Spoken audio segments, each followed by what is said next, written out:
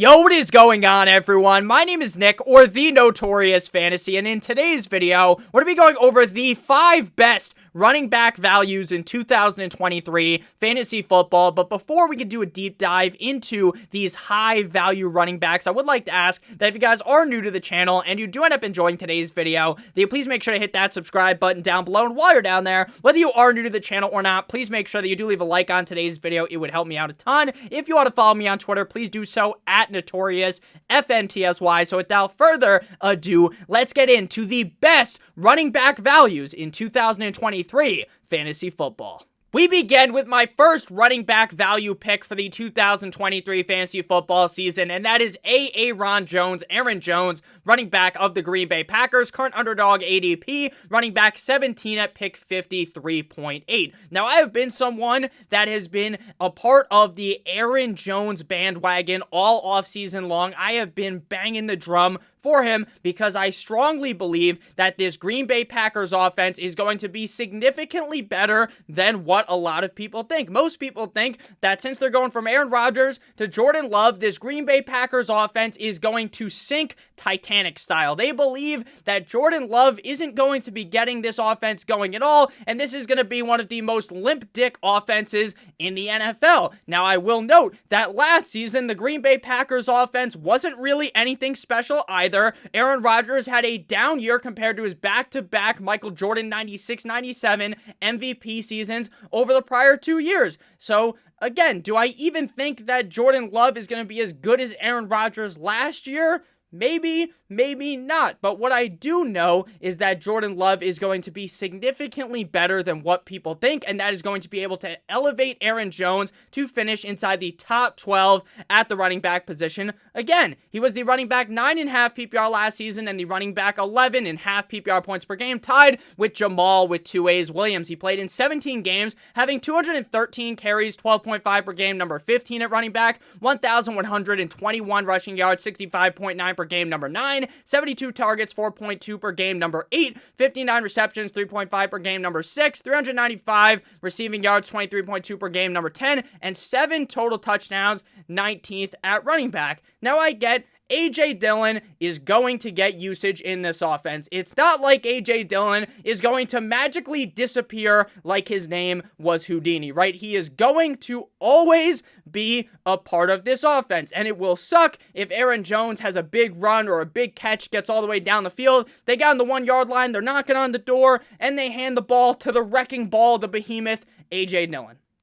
That is going to suck. But at the end of the day, with how important receiving work is for a fantasy football running back to succeed, A.J. Dillon is not going to be stealing passing game work from Aaron Jones. We all know that these younger quarterbacks, I know Jordan Love's been in the league for a while, but he hasn't really started many games. I think that Jordan Love is going to love dumping the ball off to Aaron Jones. Aaron Jones is a big safety net for Jordan Love, and this Green Bay Packers team has a really solid defense. So as long as Jordan Love doesn't completely fuck the game up, then they are going to be able to run the ball late in games, which will help out Aaron Jones. In terms of efficiency, Aaron Jones was utterly, amazingly efficient last season. 5 true yards per carry, 7th at running back. 5.6 yards per touch, 12th. 893 yards created, 52.5 per game. 8th, and 80 evaded tackles, 9th. Again, A.J. Dillon is going to get work. Again, this Green Bay Packers offense might not be, and probably will not be, one of the best offenses in the National Football League. But at the end of the day, they don't need Jordan Love to hop in a time machine and be prime Aaron Rodgers or be prime Brett Favre for Aaron Jones to succeed in fantasy football. I expect him to have a bunch of big games. If you're to see him on the sideline wearing his lucky sombrero, Aaron Jones, we've seen it in the past, has 3+ touchdown upside in any given game, and I think the only reason people are scared of Aaron Jones is because of Jordan Love, who again, I think is going to be better than people believe. My number 2 best value running back here is Dameon Pierce of the Houston Texans, underdog ADP running back 22 at pick 69.7. Very nice. I like number 69. Very funny. We all know running back 27 in half PPR, tied with Tyler Algier last season, and running back 23 in half PPR points per game. So last season, Dameon Pierce's ADP, as we got closer to late August,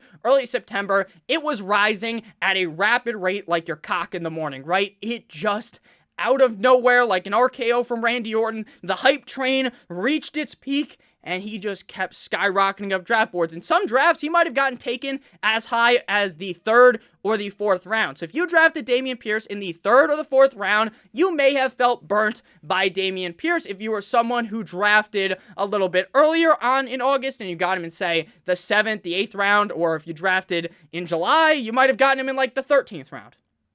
And in that case, you probably felt just fine with Dameon Pierce, right? When he was on the field, he was pretty solid, running back 23 and half PPR points per game. He wasn't anything special, but I definitely wouldn't consider his rookie season to be a bust, especially when you think about the surrounding factors to Dameon Pierce's season, because this Houston Texans offense was straight up garbage last season. 13 games played in 2022, 220 carries, 16.9 per game, number 13, 939 rushing yards, 72.2 per game, number 16, 39 targets, 3 per game, number 30, 30 receptions, 2.3 per game, number 27, 165 receiving yards, 12.7 per game, number 42, and 5 total touchdowns, number 31 at running back. This offense goes from Davis Money Giraffe Neck Mills to CJ Stroud. Now, I know the opinion of CJ Stroud will differ depending on who you ask, but CJ Stroud in most draft years is clearly a first-round NFL draft pick. Will his rookie year be fantastic? Will he magically become the second coming of Patrick fucking Mahomes? Probably not.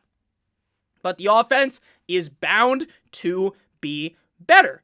Last season, Dameon Pierce had a 35.9 run blocking rating, 63rd at running back, so the offensive line would spread wide open. It would just let this man get plowed behind the offensive line all of the time. But if the offensive line gets better, which isn't a huge ask, right? It's hard to be generationally bad again like the Texans offensive line last year.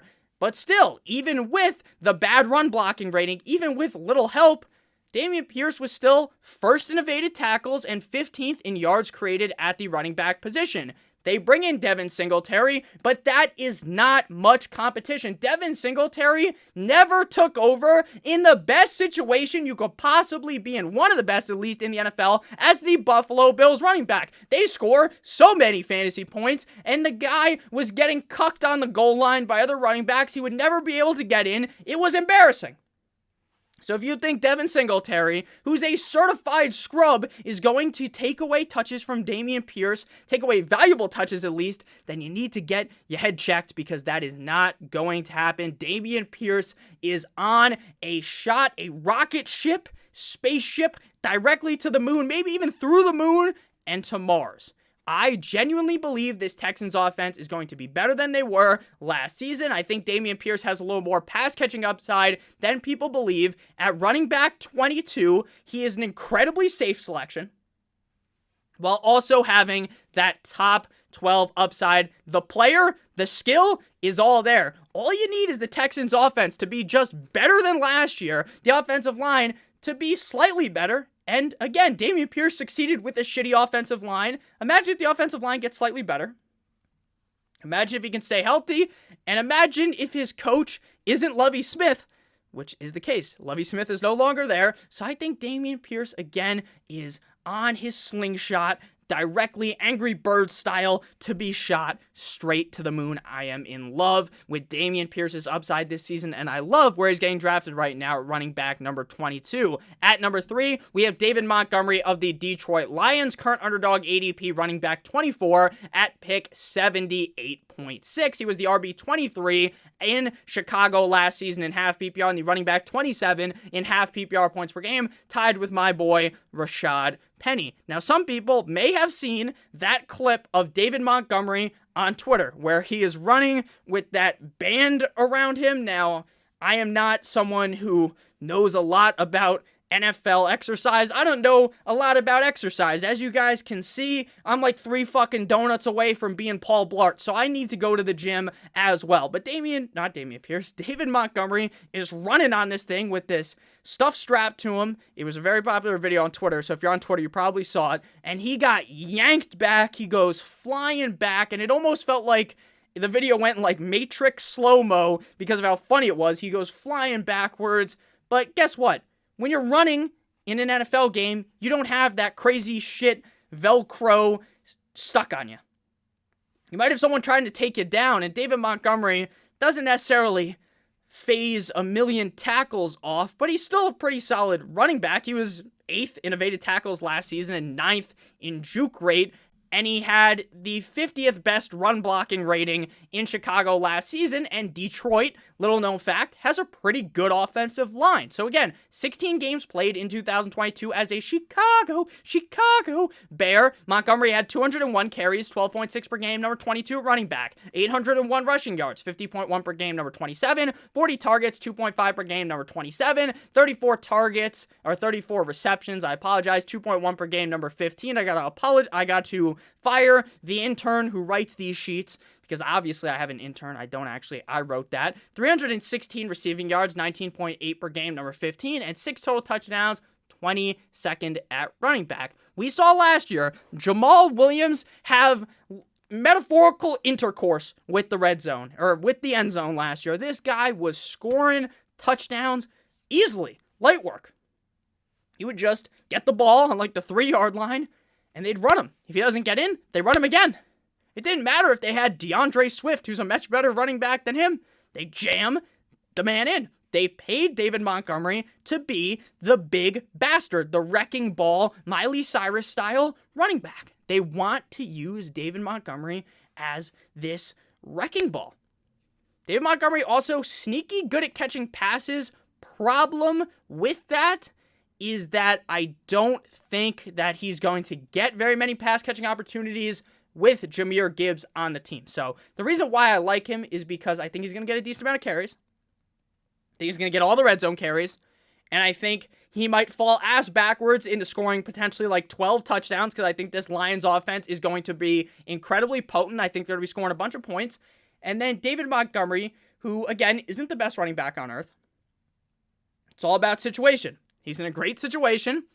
He's going to score a bunch of touchdowns. So he's going to potentially fall ass backwards into maybe a top 15 running back season. If Jahmyr Gibbs, who I think is going to be good, if he just, for some reason, has a terrible rookie season, then David Montgomery could actually become a top 12 running back. Now, if Gibbs is good, great at catching passes, stays healthy all season, then Montgomery's probably going to finish around running back 18, 20-ish, in that range on terms of upside.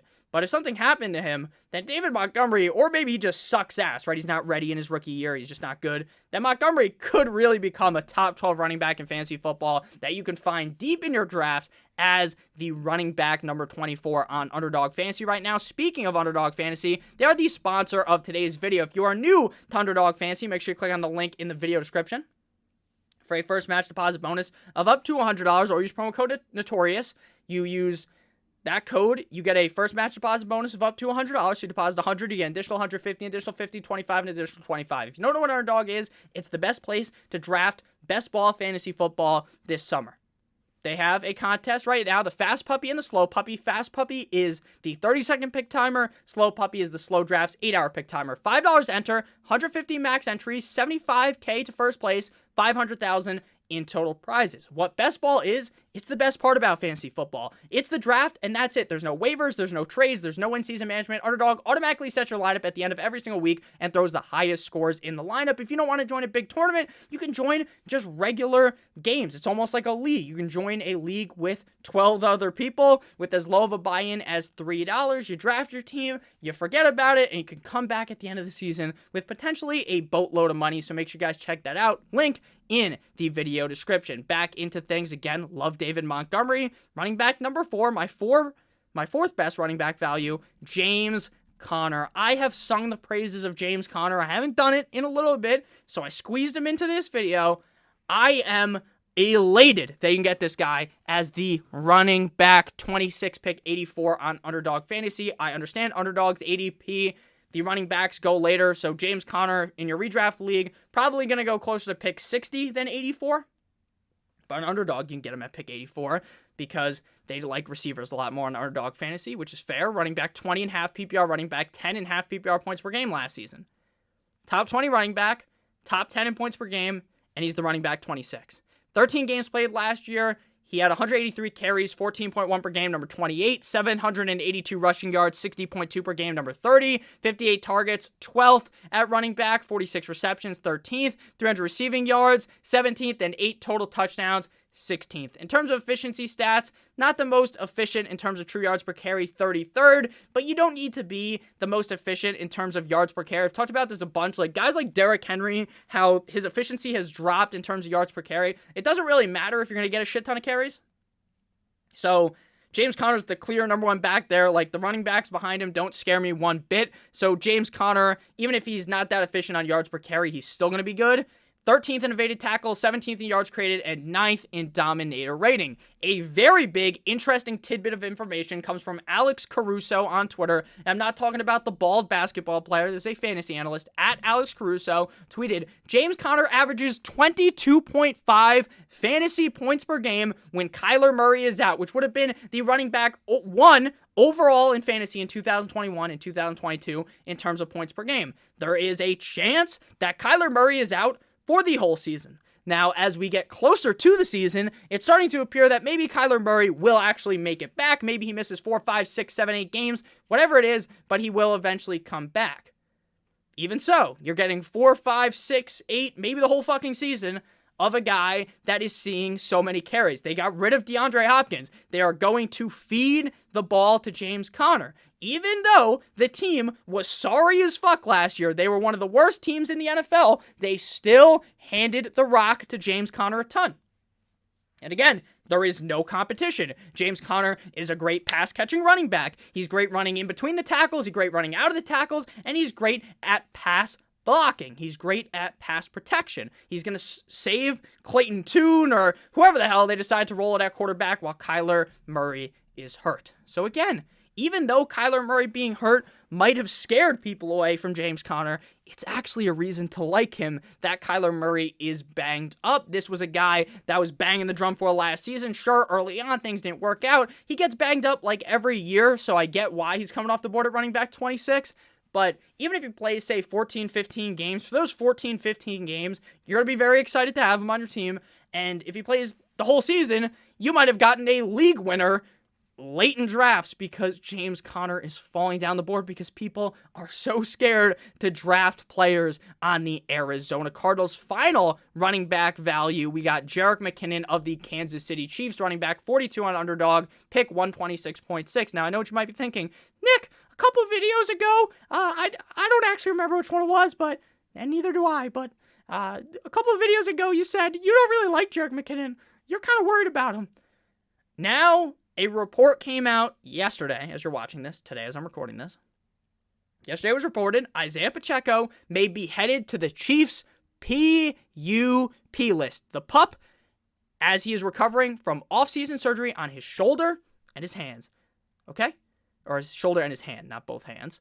PUP rules are a little bit different more recently compared to the past. So teams can place players on the PUP, the pup, now who are not ready to practice, which then makes the player eligible for reserve pup if they still are not ready to go by the start of the season. If they put a player on the reserve pup, then he will not be able to practice or play for the first 6 weeks of the season. Though being on the pup, again, like, the rules are a little bit different, so he gets thrown on the pup, say, 2 days from now. Pacheco.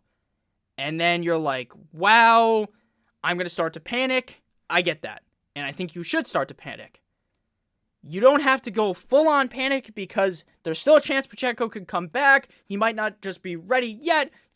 Put him on the pup, give him a couple weeks. Then if he comes back, that's good. If he gets put on the reserve pup, that's when you start to shit yourself. That's when you start to get very, very, very, very nervous because you're locked and loaded to miss 6 games. And if you miss 6 games, you should not be drafted that high. He will fall based on that. So the good thing is, if you're doing your redraft league late August, early September, by then it should be a lot more clear. Is Pacheco coming back? Is he not? Now, Andy Reid is probably going to use all the words right with the media, right? We're waiting to bring him back. He's being slow, this, that, and the other thing. And he's probably not going to make it 100% clear if we know Pacheco's coming back or not. That's just how some coaches are. Maybe Reid will be very honest. He'll be like, hey, Pacheco's coming back by week 1, 100%. Then you should probably put like 75% faith into that. But I think he's going to do what a lot of these coaches do, which is do the salsa fucking Victor Cruz style when answering questions, right? Kind of avoid it Matrix style. So, if he gets put on the pup, this means that McKinnon is instantly a value and CEH becomes someone who was previously like an 18th round pick or undrafted in most leagues, who now you definitely have to draft. At this point, I definitely feel more confident in McKinnon though, because last year, again, CH was a fucking first round NFL draft pick and they stiff-armed him, Heisman posed him, to Middle Earth, right? Because Pacheco was a 7th round pick and he was starting over CEH. So while I think the upside of CEH is high, while I get why you might want to draft him super late in your draft, let's be honest, McKinnon's the better bet. And that's why his ADP is higher and will be higher, in my opinion. Running back 21.5 PPR last year for McKinnon, running back 29 in points per game, 17 games played with no starts, 72 carries, 57th, 291 rushing yards, 58th. If you draft McKinnon, even if Pacheco's gone, like, you don't expect that magically McKinnon becomes the workhorse. Like, he gets like 15 carries a game. Maybe he get like 9 carries a game. But the reason why you draft him is the receiving upside. He was 9th in targets, 9th in receptions, 4th in receiving yards, and 10th in total touchdowns. While he's not uber efficient on the ground, when you combine the ground and the receptions, right, he's 6.3 yards per touch, 4th. 5.56 yards created per touch, 1st, 11.6% target share, 15th, and 306 route runs, 7th. He is on the Kansas City Chiefs. We all know how great the Kansas City Chiefs are. They just won the Super Bowl. They've won multiple Super Bowls recently, and they've been in even more Super Bowls because they lost to Tampa Bay Tom Brady and the Tampa Bay Buccaneers in that COVID game. So you better believe that Jerick McKinnon is going to fucking zoom up the board with Usain Bolt level speed, Tyreek speed. He's going to skyrocket up these boards. So McKinnon right now, again, I'm not saying I'm 100% in on McKinnon. I just think he's a good value right now because Pacheco could be gone for potentially 6 or more games. If Pacheco magically he's coming back, then I'm, retracting all I've said on Jerick McKinnon because I don't love Jerick McKinnon when Pacheco's there. But if Pacheco's missing 6 games, McKinnon has the upside for the first 6 games of the season to be legitimately must start every single week with top 12, top 10, top 5 running back upsides. Thank you guys all so much for watching. If you did end up enjoying today's video, please make sure that you hit that subscribe button down below as well as hitting that like button. It would help me out a ton. If you want to follow me on Twitter, please do so at NotoriousFantasy. Again, make sure you guys check out Underdog Fantasy, link in the video description. I love you guys all so much. Hope you have a great guys today. And as always, good boy.